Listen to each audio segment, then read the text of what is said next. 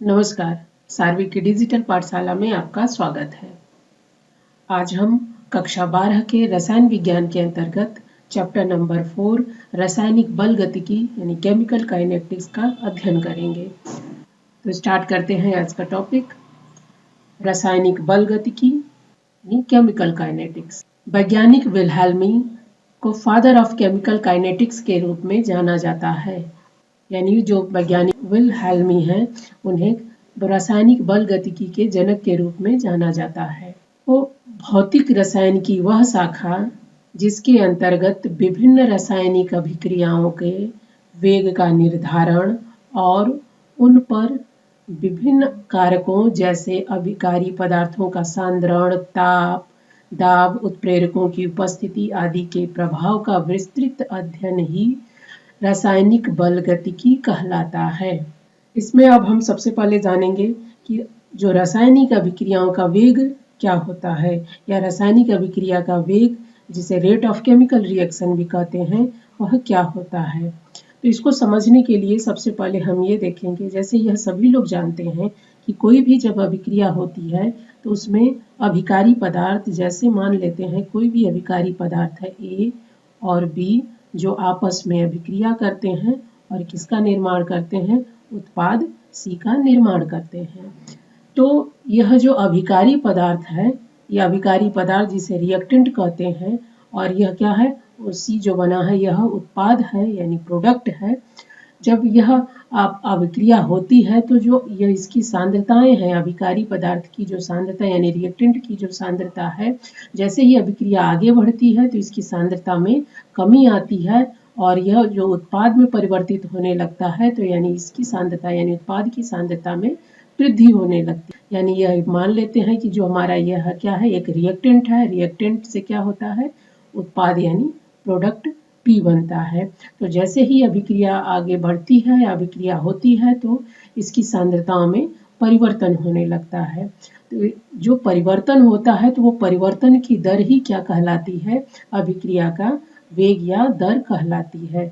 यानी अभिकारक या उत्पाद की सांद्रता के परिवर्तन की दर ही क्या है, अभिक्रिया का वेग या दर कहलाती है। इस तरह से देखेंगे, देखिए जैसे अभिक्रिया का यानी अभिक्रिया की दर किसके बराबर होगी, सांद्रता में परिवर्तन बटे में समय में परिवर्तन।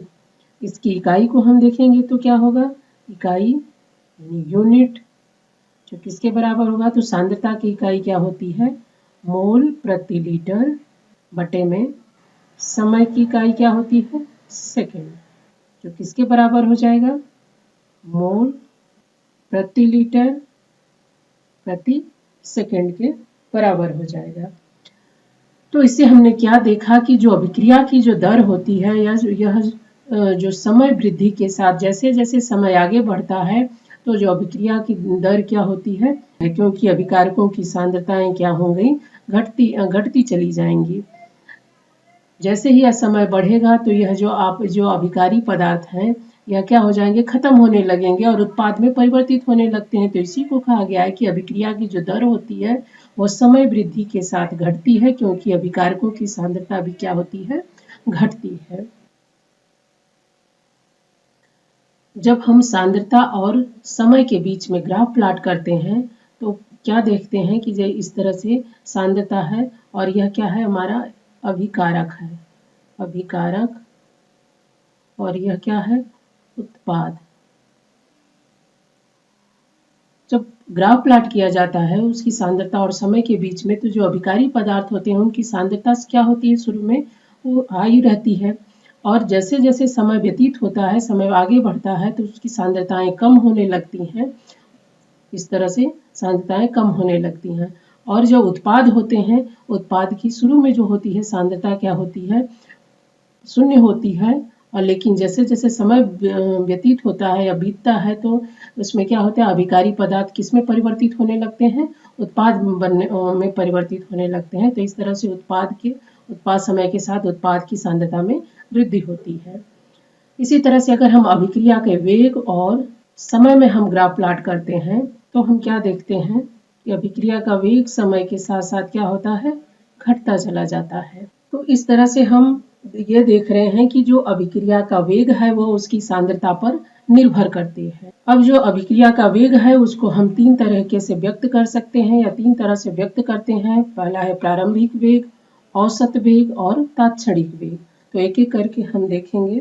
सबसे पहले हम देखेंगे प्रारंभिक वेग, इनिशियल रेट, यानी जो कोई भी अभिक्रिया जब स्टार्ट होती है तो जो उसका प्रारंभ में उस अभिक्रिया का जो वेग होता है वही उसके क्या कहलाते हैं, प्रारंभिक वेग कहलाता है। यानी कोई भी अभिक्रिया है, जैसे R है और अभिक्रिया हुई और उत्पाद बने, तो जो यह अभिक्रिया जब प्रारंभ होती है, यहाँ पर जब अभिक्रिया आपस में अभिकारी पदार्थ जब अभिक्रिया करने लगते हैं तो उस प्रारंभ में यानी समय जब क्या होता है, शून्य होता है।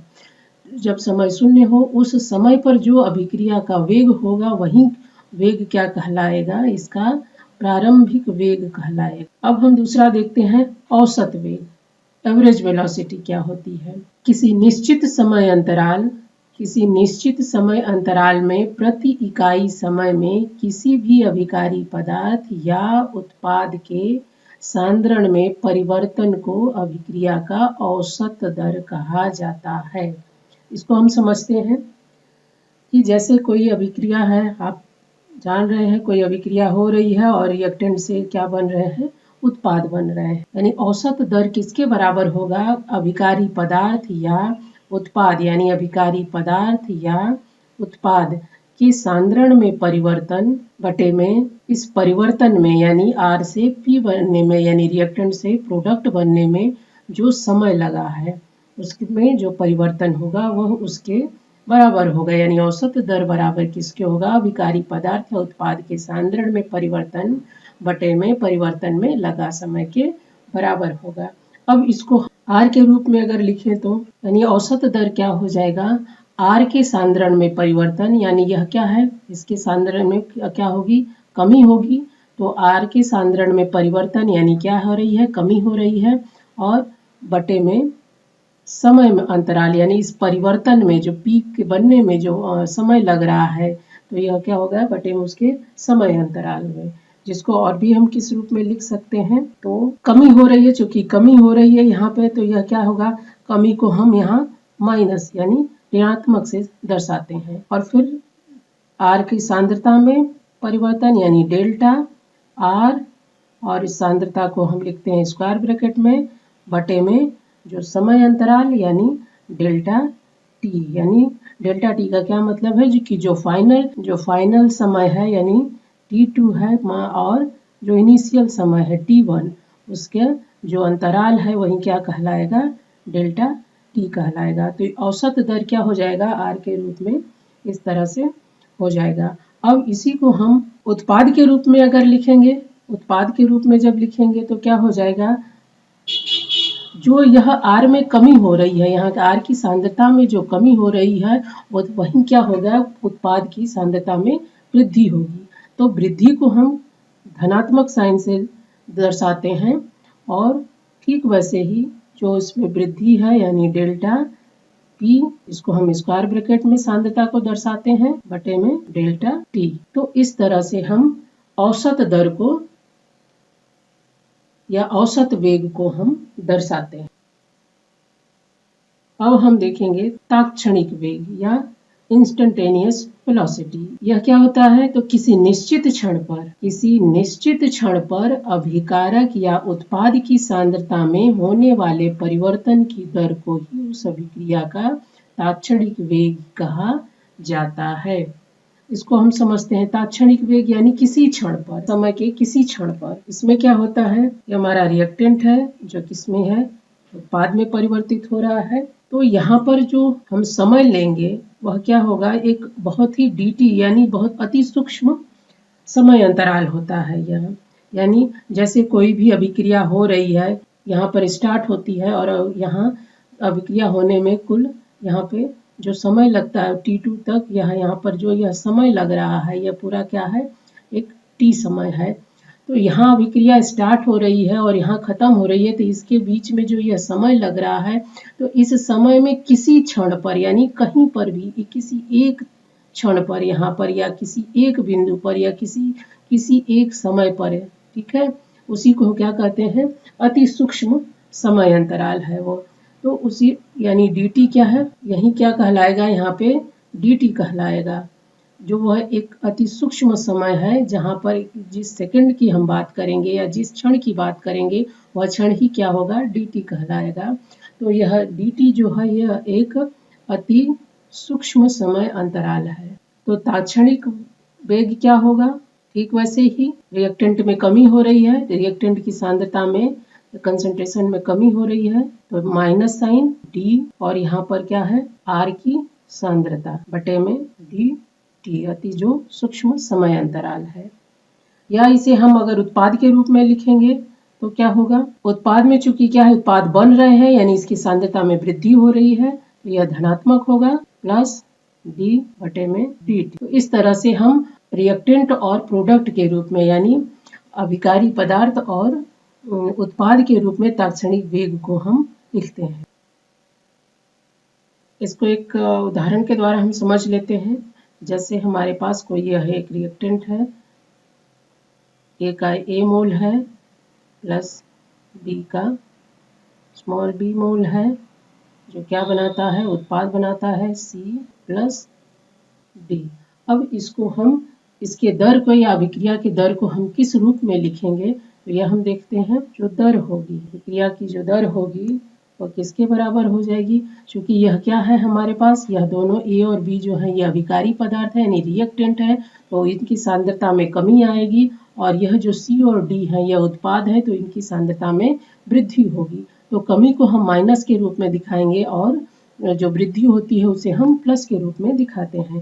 तो अब हमें दर को अगर लिखेंगे तो इस प्रकार से, दर एक इकाई के रूप में होता है, तो यानी A मोल है तो A 1 बटे में A माइनस 1 बटे में B बटे में dt के बराबर होगा। अब इधर सांद्रता में वृद्धि हो रही है तो इसको हम धनात्मक रूप में दिखाएंगे, और 1 बटे में C बटे में dt बराबर dt। तो इस तरह से हम क्या है, जो यह एक उदाहरण लिया है इसकी अभिक्रिया की दर को हम दर्शाते हैं। अब इसको हम एक रिएक्शन के द्वारा समझते हैं। यह रिएक्शन अब सभी लोग जानते हैं, N2 प्लस CH2 क्या बनाता है, अमोनिया के 2 मोल का निर्माण करता है। अब इसको हमें इस अभिक्रिया के वेग को हमें लिखना है, या इस अभिक्रिया के दर को हमें लिखना है, तो उसको हम किस तरह से लिखेंगे, अब ये हम देखें। तो इसमें जो दर होगी उसकी, यानी दर को हम मान लेते हैं कि क्या है, dx बटे dt है, यह दर है जिसको हम dx बटे dt के रूप में दर्शा रहे हैं। तो यहाँ पर अब क्या है कि जो N के सांद्रता यानी नाइट्रोजन की सांद्रता में जो कमी हो रही है, जो हाइड्रोजन की सांद्रता में कमी हो रही है, वहीं उसके क्या होंगे, उत्पाद यानी अमोनिया के बनने की दर होगी। तो इसको हम किस रूप में दिखाएंगे, यहाँ पर क्या है, नाइट्रोजन की सांद्रता में कमी हो रही है तो इसको माइनस के रूप में दिखाएंगे। डी नाइट्रोजन की सांद्रता को स्क्वायर ब्रैकेट में बटे में डी, जो कितने हाइड्रोजन से रिएक्ट कर रहा है और इसकी भी सांद्रता में कमी होगी, तो यह किसके बराबर हो जाएगा, माइनस 1 बटे में 3 H2 बटे में डी, जो किसके बराबर होगा। अब यहाँ पर यह क्या है, 2 मोल अमोनिया के बनने के दर के बराबर हो गया, यानी इकाई में इसको हो जाएगा। लेकिन यह क्या होगा, जो कि बन रहा है, वृद्धि हो रही है इसकी सांद्रता में, तो यह धनात्मक होगा, और बटे में डी अमोनिया की सांद्रता बटे में dt। तो इस तरह से हम क्या है देखते हैं कि यह जो एक अभिक्रिया है, इस अभिक्रिया को इस रूप में, इसकी दर के रूप में इस प्रकार से व्यक्त करेंगे। इसको आप प्रैक्टिस करेंगे तो आप लिख लेंगे, इसको न समझ में आए तो इसको बार बार आप पॉज करके देखें। तो इस तरह से हमने क्या देखा कि जो अभिक्रिया का वेग होता है उसको हम 3 प्रकार से व्यक्त करते हैं। प्रारंभिक वेग यानी जो अभिक्रिया की शुरुआत में जो उसका t समय यानी t = 0 समय पर जो उसका वेग होता है वही प्रारंभिक वेग कहलाता है। फिर आता है औसत वेग। औसत वेग का क्या मतलब होता है कि जो एक निश्चित समय अंतराल में जो उसकी प्रति इकाई समय में जो उसके अभिकारी पदार्थ या उत्पाद के सांद्रण में जो परिवर्तन होता है उसे ही हम क्या कहते हैं, औसत वेग कहते हैं। और इसके बाद है तात्क्षणिक वेग या इंस्टेंटेनियस वेलोसिटी। क्या होती है, तो एक किसी निश्चित क्षण पर जो उसकी सांद्रताओं में यानी उत्पाद और अभिकारी पदार्थों की सांद्रताओं में जो परिवर्तन होता है उसी को हम क्या कहते हैं, तात्क्षणिक वेग कहते हैं, जिसे हम इस प्रकार से प्रदर्शित करते हैं। अब इसके बाद हम देखते हैं कि जो अभिक्रिया का वेग है तो वह किन किन कारकों से प्रभावित होता है, यानी अभिक्रिया के वेग को प्रभावित करने वाले कारक, factor influencing rate of reaction. वो कौन कौन से कारक हैं जिस पर अभिक्रिया का वेग प्रभावित होता है, तो अब इसको हम देखेंगे। सबसे पहले अभिकारकों की प्रकृति। अभिकारकों की प्रकृति, यदि अभिकारक जो हैं, यानी हमने जो अभिकारक लिए हैं, यानी जैसे कोई भी अभिक्रिया हो रही है, A plus B gives C plus D है, तो यह जो रिएक्टेंट है और यह प्रोडक्ट है, तो यह जो अभिकारक हैं, अभिकारक अगर यह आयनिक होंगे, नेचर में अगर यह आयनिक होंगे तो अभिक्रिया जो होती है वह तीव्र गति से होगी, जबकि जो अगर यह अभिकारी पदार्थ हैं, अगर यह सहसंयोजी पदार्थ होंगे तो इनकी अभिक्रिया क्या होगी, धीमी होगी। क्यों? क्योंकि जो ये आयनिक बंध होते हैं, आयनिक बंध को टूटने और बनने या सहसंयोजी बंध के टूटने और बनने की प्रकृति पर यह निर्भर करता है। तो यानी आयनिक बंध में क्या होंगे, आयनिक बंध में जो अभिक्रिया होगी या अभिक्रिया की दर होगी वह तेज होगी, और जो सहसंयोजी बंध होते हैं उसमें यह उसकी अपेक्षा कम होगी अभिक्रिया की दर। इसी तरह से अभिकारकों का सांद्रण, अगर हम कोई अभिकारी पदार्थ है उनको लिए हैं और उसकी सांद्रता जितनी ज़्यादा होगी तो उसमें अणुओं की संख्या ज़्यादा होगी, और अणुओं की संख्या, सांद्रता ज़्यादा होने से अणुओं की संख्या ज़्यादा होगी, जिसके कारण उस जो अणु होंगे वो उनके टक्करों के आपस में टकराने की जो संभावना होगी वह क्या हो जाएगी, अधिक बढ़ जाएगी, जिससे क्या होगा, अभी उनकी जो अभिक्रिया की गति होगी, अभिक्रिया का जो वेग होगा वो बढ़ने की संभावना होती है। इसी तरह से ताप है, अगर अभिक्रिया की गति को बढ़ाना है, ऐसे ही ताप है, ताप का क्या प्रभाव पड़ेगा, अब ये हम देखेंगे कि अगर कोई भी पदार्थ है जिसमें अभिक्रिया हमें कराना है या अभिक्रिया हो रही है, तो अगर उसके हम ताप को बढ़ा देंगे, ताप को बढ़ाएंगे तो उसके आपस में अणु क्या होंगे, आपस में तेजी से टकराने लगेंगे, और जब तेजी से टकराएंगे तो उनके क्या हो जाएगी, गति, यानी अभिक्रिया की गति या अभिक्रिया का वेग या अभिक्रिया की जो दर होगी वह बढ़ती है। यानी ताप बढ़ाने से अभिक्रिया की दर जो बढ़ती है, और लगभग 10 डिग्री सेल्सियस तक ताप बढ़ाने पर जो वेग होता है वो लगभग 2 गुना हो जाता है। इसी तरह से उत्प्रेरक है, उत्प्रेरक आप सभी लोग जानते हैं उत्प्रेरक क्या होते हैं, कि उत्प्रेरक क्या करते हैं, अभिक्रिया की दर को बढ़ाते हैं, अभिक्रिया की गति को बढ़ाते हैं। फिर है सतह का क्षेत्रफल, सतह का क्षेत्रफल जितना अधिक होगा तो टक्करों की संभावनाएं भी क्या हो जाएंगी, उतनी ही अधिक अणुओं के बीच में टक्करों की संभावनाएं जो होती हैं वो बढ़ती चली जाएंगी, और इसलिए क्या होंगे, अभिक्रिया का वेग भी क्या हो जाएगा, बढ़ जाएगा। यानी सतह का क्षेत्रफल बढ़ाने पर अभिक्रिया की दर भी क्या होती है, बढ़ती चली जाती है। तो इस तरह से हम यह उसके कुछ प्रभावित करने वाले, यानी अभिक्रिया के वेग को प्रभावित करने वाले यह कारक हैं, इसको आप ध्यान से पढ़िएगा। अगला नेक्स्ट जो टॉपिक होगा हम अगली क्लास में देखेंगे। यह वीडियो अगर अच्छा लगे तो इसको लाइक जरूर करिए, सब्सक्राइब जरूर करिए, और ज़्यादा से ज़्यादा बच्चों को शेयर कीजिए जिससे इसका लाभ सभी को मिल सके। थैंक्स फॉर वॉचिंग सार्वक डिजिटल पाठशाला।